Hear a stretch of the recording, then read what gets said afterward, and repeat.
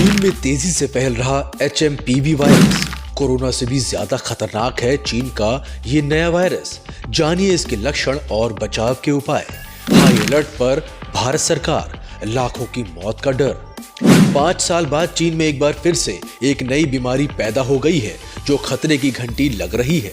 चीन में कोरोना जैसी आई इस बीमारी के कारण वहां की हेल्थ सिस्टम पर काफी दबाव पड़ रहा है।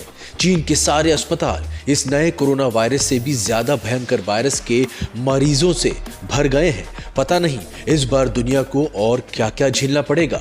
भारत सरकार भी इस वायरस से बहुत डर गई है, क्योंकि अगर ये भारत में घुस गया तो फिर लाखों लोगों की मौत का डर है। कोरोना नाम तो याद होगा ही आपको, एक ऐसी महामारी जिसके कारण न जाने कितने घर बेघर हो गए और पूरी दुनिया को लॉकडाउन लगाने पर मजबूर होना पड़ा था। हालात इतने भयावह थे कि कोविड-19 का नाम सुनने मात्र से लोगों की रूह कांप उठती थी।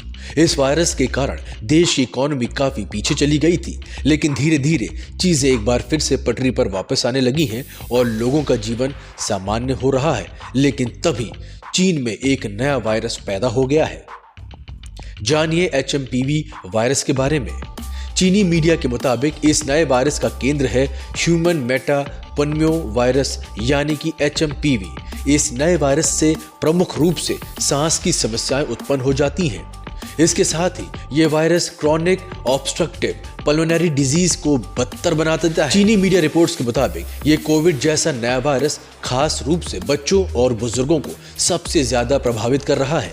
ये वायरस ऐसे बच्चों और बुजुर्गों को टारगेट कर रहा है जिनकी इम्यूनिटी कमजोर है।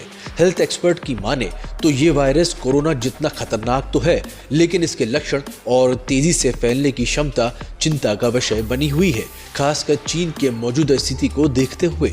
वायरस से किन लोगों को ज्यादा खतरा है? वैसे तो हर उम्र के लोगों को इस वायरस से खतरा है, लेकिन सबसे ज्यादा छोटे बच्चे, बुजुर्गों और कमजोर इम्यून सिस्टम वाले व्यक्तियों को इसका खतरा सबसे ज्यादा है। ऐसे लोगों को विशेष रूप से सावधान रहने की सलाह दी गई है। क्या है वायरस से बचाव के उपाय? इस वायरस से बचाव के लिए कोरोना वायरस जैसी ही सावधानियां बरतने की जरूरत है।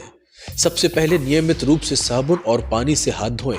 आंख, नाक और मुंह को गंदे हाथों से ना छुएं। संक्रमित व्यक्ति से उचित दूरी बनाए रखें। अगर लक्षण महसूस हो तो खुद को आइसोलेट कर लें, यानी कि एकांतवास में चले जाएं। छींकने और खांसने वाले व्यक्तियों से दूरी बनाकर रखें।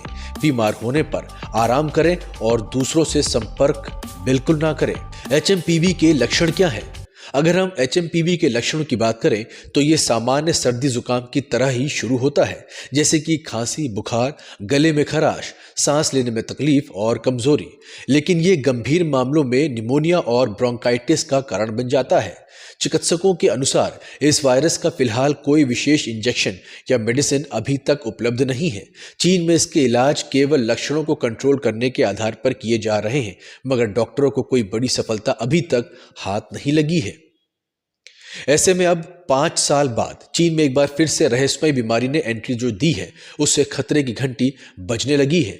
चीन में कोरोना जैसी आई महामारी के कारण वहां के हेल्थ सिस्टम काफी ज्यादा दबाव झेल रहा है। चीन के अस्पतालों में लोगों का तांता लगा हुआ है। चीन की ये स्थिति लोगों को कोरोना महामारी के शुरुआती दौर की याद दिलाती नजर आ रही है। ऐसे में सवाल उठता है कि क्या ये बीमारी इतनी खतरनाक है और क्या दुनिया को फिर से लॉकडाउन जैसी स्थिति का सामना करना पड़ सकता है? आपकी जानकारी के लिए ये भी बता दें कि HMPV वायरस के अलावा चीन में अन्य वायरस भी फैल रहे हैं, जैसे RSV यानी कि रेस्पिरेटरी सिंसिटियल वायरस और इन्फ्लुएंजा प्रमुख रूप से शामिल है।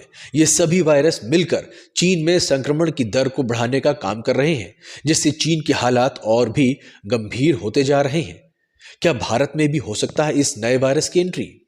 चीन के कई बड़े शहरों में इस वायरस की चपेट में आने के बाद मरीजों के कारण अस्पताल पूरी तरीके से भर गए हैं, जिससे लोगों के बीच दहशत का माहौल पैदा हो गया है। स्वास्थ्य विशेषज्ञों का मानना है कि HMPV और अन्य वायरस का प्रभाव अभी क्षेत्रीय स्तर तक ही सीमित है, लेकिन ये जरूरी नहीं कि दूसरे देश इससे बच जाएं। अगर चीन ने सही तरीके से इस वायरस को रोकने पर कदम नहीं उठाए तो ये भारत में भी एंट्री कर सकता है, क्योंकि चीन से बहुत सारा सामान भारत में आता है और ये वायरस उस सामान के जरिए भारत में एंट्री कर सकता है। Bureau report.